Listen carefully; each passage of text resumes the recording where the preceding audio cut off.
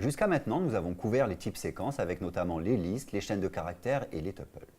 Dans cette vidéo, nous allons parler des tables de hash, une structure de données qui permet de répondre à certaines limitations des types séquences. Ouvrons un interpréteur Python pour commencer à découvrir ces limitations. Les types séquences ont été optimisés pour l'accès, la modification et l'effacement en fonction d'un numéro de séquence. Cependant, ces types n'ont pas été optimisés pour le test d'appartenance. Regardons un exemple pour illustrer cela.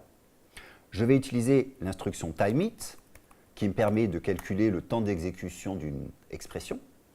Et je vais regarder si la chaîne de caractères x est dans range 200. Donc en fait, range 200 va me produire des entiers allant de 0 à 99. X n'étant pas dedans, je vais être obligé de parcourir chaque élément pour vérifier que X n'est pas dans cet élément. Faisons le test. Et on voit que le temps d'exécution est de l'ordre de 2,33 microsecondes. Donc évidemment, c'est rapide. Mais maintenant, prenons un range qui est plus grand et multiplions-le par 100. Donc au lieu de prendre 100, je vais prendre 10 000. J'utilise au passage la notation underscore dans les entiers qui me permet de découper mon entier pour faciliter sa lecture. Donc on voit que j'ai 10 et 1000. Donc là, j'ai bien un entier qui vaut 10 000. Faisons le test d'appartenance. Et regardons combien de temps cela prend. Cela prend 284 microsecondes. Donc c'est à peu près 100 fois plus lent.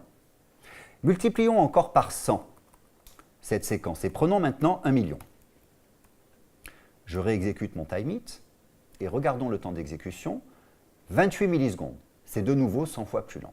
Donc on voit clairement que l'opération de test d'appartenance sur une séquence est linéaire en fonction du nombre d'éléments que j'ai dans ma séquence. Donc là, évidemment, j'ai pris le cas le plus défavorable, mais c'est la complexité du test d'appartenance sur la liste qui est linéaire avec le nombre d'éléments. Donc ça, c'est un problème, parce qu'en fait, le test d'appartenance est quelque chose de tellement commode qu'on aimerait pouvoir faire un test d'appartenance qui est indépendant du nombre d'éléments. Une deuxième limitation des séquences, c'est la suivante.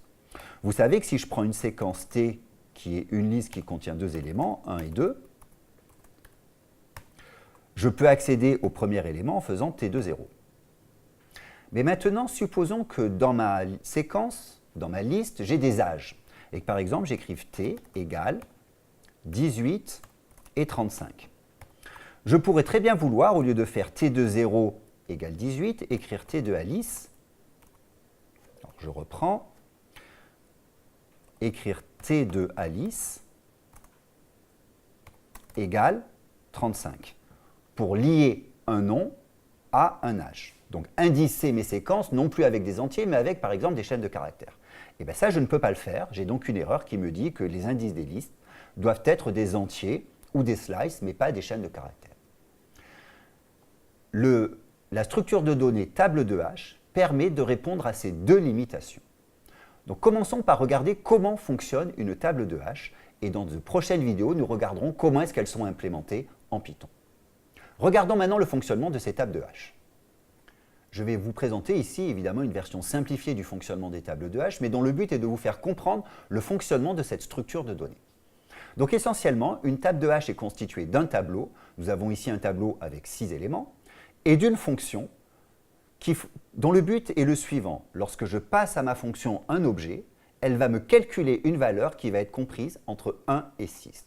Donc essentiellement, le but de cette fonction est de créer une correspondance entre un objet quelconque et une case dans mon tableau. Donc regardons maintenant ce fonctionnement. Donc cet ensemble fonction de hash et tableau constitue ce qu'on appelle une table de hash. Donc maintenant, supposons que je veuille ajouter la chaîne de caractères Eve, que je veuille créer une correspondance entre Eve et l'âge 34. Comment ça va fonctionner? Je vais passer ce qu'on appelle une clé, la clé étant ce que je spécifie entre crochets, et je vais associer cette clé à ce qu'on appelle une valeur. Donc ce que j'ai entre crochets s'appelle la clé, ce que j'ai après le signe égal s'appelle la valeur. Je vais passer Eve à ma fonction de hash. Ma fonction de hash va faire un calcul sur cet objet et va me retourner une case dans le tableau, ici la case 2.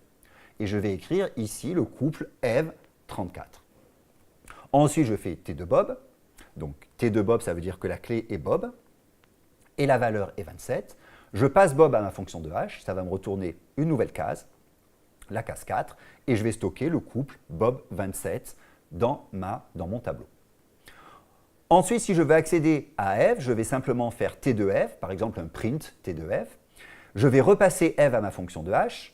Ma fonction de h va faire le même calcul, elle va donc arriver à la même case. Je vais obtenir la case 2 du tableau et je vais pouvoir afficher f,34. Donc je vais donc afficher la valeur correspondant à f qui est la valeur 34.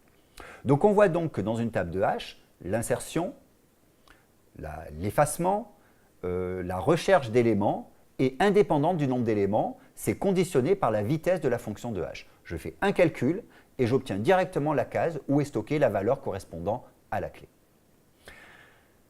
Maintenant, regardons le cas suivant. Je fais t de Jo égale 46. Et en fait, vous comprenez bien que dans mon tableau, je n'ai que 6 cases disponibles. Dans une vraie table de H, j'aurai évidemment plus d'éléments, mais le nombre d'éléments est limité. Donc au bout d'un moment, je vais avoir ma fonction de H qui va retourner une case qui est déjà occupée. Regardons ce qui se passe. t de Jo égale 46. Ma fonction de H me retourne la case 2. Je vais donc stocker Jo,46 dans cette table de H à la suite de l'autre clé Eve associée à sa valeur 34. Si maintenant je fais un t de Jo, qu'est-ce qui va se passer? Je vais aller chercher Jo avec ma fonction de H, qui va toujours me retourner la case numéro 2. Et je vais regarder, est-ce que Jo est la clé correspondant au premier couple? Non. Je vais donc passer au deuxième couple. Est-ce que Jo est la clé correspondant au deuxième couple? Oui. Je retourne donc la valeur 46. Vous voyez donc que l'efficacité d'une table de H est conditionnée non seulement par la taille du tableau. Si j'ai un tableau trop petit, je vais avoir beaucoup de ce qu'on appelle des collisions. Une collision, c'est lorsque deux clés correspondent à la même entrée dans le tableau. Et l'efficacité de ma table de H est également conditionnée à la capacité de ma fonction de H à bien répartir les clés dans les différentes cases du tableau. Évidemment, cette efficacité de fonction de H, donc cette capacité de la fonction de H à bien répartir les clés, est une caractéristique majeure d'une table de H efficace. En Python, il faut savoir que les tables de H ont été implémentées de manière très efficace. Vous n'avez pas à vous préoccuper de cette fonction de H. Vous n'avez pas à vous préoccuper de la taille du tableau. Python va automatiquement gérer ça pour vous, de manière à ce que vous ayez une efficacité qui soit excellente. Donc essentiellement, vous pouvez faire l'hypothèse qu'en Python, les tables de H vous permettent d'avoir un temps d'accès, un temps d'insertion, un temps d'effacement et un temps de recherche qui soient indépendants du nombre d'éléments. Les tables de H vous permettent d'accéder, d'effacer, de modifier, mais également de faire des tests d'appartenance avec une complexité qu'on appelle O de 1, qui veut essentiellement dire que c'est indépendant du nombre d'éléments dans notre table de H. C'est donc une structure de données très intéressante et qui permet également d'indexer des valeurs, non pas avec des entiers comme dans une séquence, mais avec par exemple des chaînes de caractères. En Python, nous avons deux implémentations de tables de H que sont les sets et les dictionnaires que nous allons voir dans une prochaine vidéo. À bientôt!